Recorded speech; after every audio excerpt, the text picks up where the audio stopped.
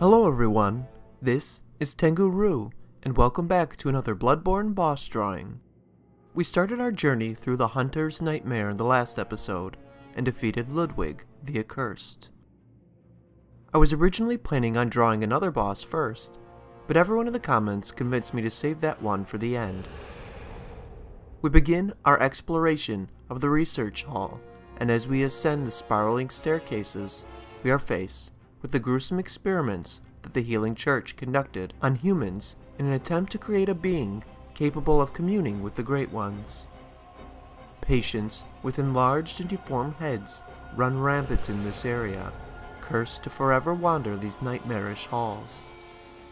Most are aggressive, while others seem to simply be lost in their own minds, any sense of self forgotten long ago.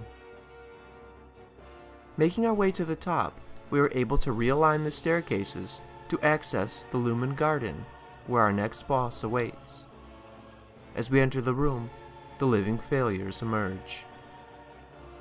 Everything about the fight with the living failures should seem fairly familiar. This boss has a lot in common with the celestial emissaries, and rightly so, as these are the failed experiments that ultimately led to the creation of the celestial emissaries. In fact, all the horrible experiments and mutilated patients that we fought to get here were all part of the process that the Healing Church took. Out of everything we fought in this area, these living failures are the closest the Healing Church came before finally succeeding with the celestial emissaries. Unlike the other patients, these share the same blue-colored skin and possess powerful arcane attacks. The major difference is the deformed heads and glowing tendrils, which are likely what grant the others the ability to communicate.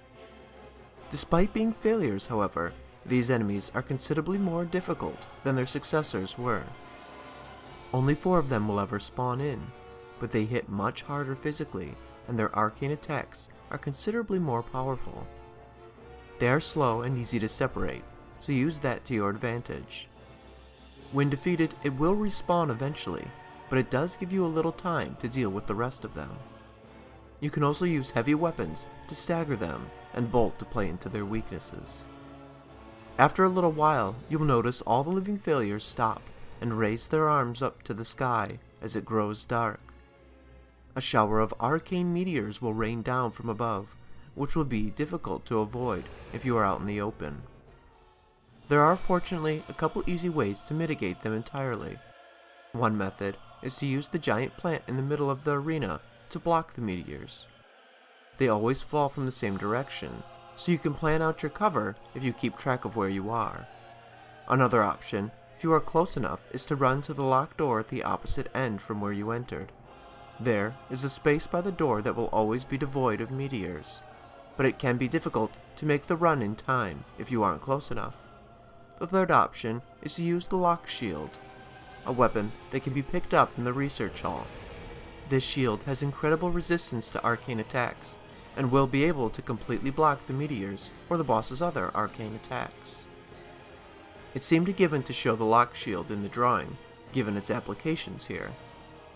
The blue glass shield is fashioned after a lake, and was originally used to safeguard the leader presiding over a sacred Healing Church ceremony, and later supplied to tomb prospectors, in particular those in the Labyrinth of Iz.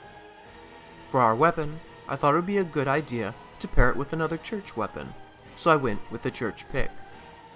A hunting weapon formed from one of the giant picks that appear in the old beast tales. It initially serves as a large sword, but when transformed, functions as an extended war pick. In spite of its origins, it is a highly practical weapon.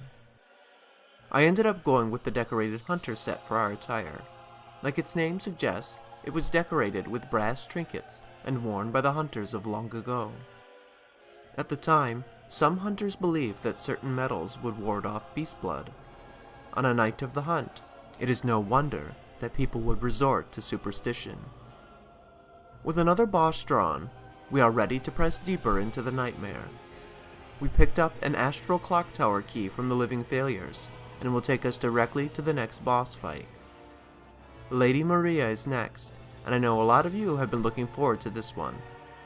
Since there are no new weapons in between the two bosses, I'm open to whatever gear we have available at this point. Let me know your suggestions in the comments below.